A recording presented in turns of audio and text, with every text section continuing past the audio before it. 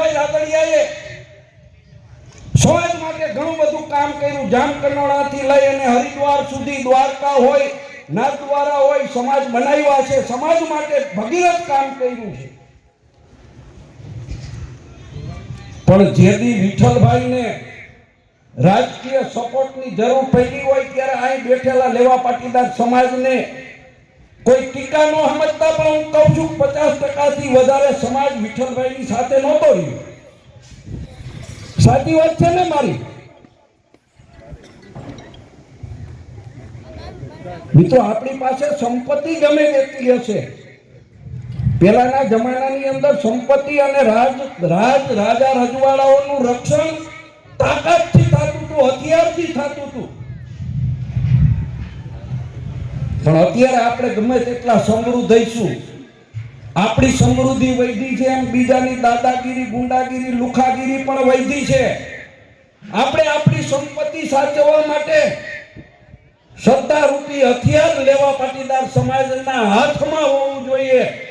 અને એના માટે આપણે સૌએ જ્યારે રાજકીય નિર્ણયો કરવાના થાય ત્યારે સમાજે એકજૂટ થઈ અને સમાજનો કોઈ પણ આગેવાન કોઈ પણ પાર્ટીની અંદર હોય ત્યારે સમાજે ભેગું રહેવું પડશે ને તો જ સમાજનું રક્ષણ થશે।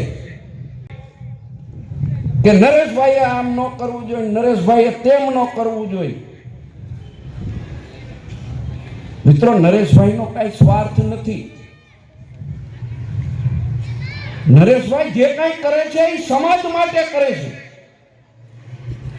એ કોઈ પણ પાર્ટીના આગેવાન હોય, ખોડલધામ જાય કે ક્યારેય મુસીબતની અંદર હોય તો સમાજના વડીલ તરીકે નરેશભાઈ પટેલે કોઈ પણ પાર્ટીનો આગેવાન હોય એને હાથ પકડવાનું કામ કર્યું છે। વાતો ઘણી બધી કરવી છે પણ વિશેષ વક્તાઓ છે, નરેશભાઈને પણ નીકળવાનું છે એટલે બીજી લાંબી વાત મારે નથી કરવી। પણ જ્યારે ખોડલધામ સમિતિના કાર્યક્રમો હોય, લેવા પાટીદાર સમાજના કાર્યક્રમો હોય ત્યારે સૌ એકજૂટ થઈ સમાજને મજબૂત કરવા માટેનું આપણે બધા કામ કરીએ।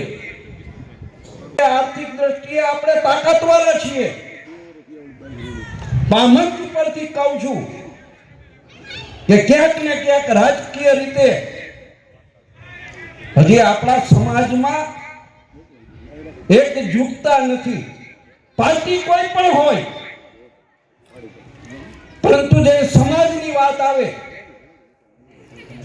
ત્યારે સમાજના આગેવાનો એકજૂટ થવું જોઈએ।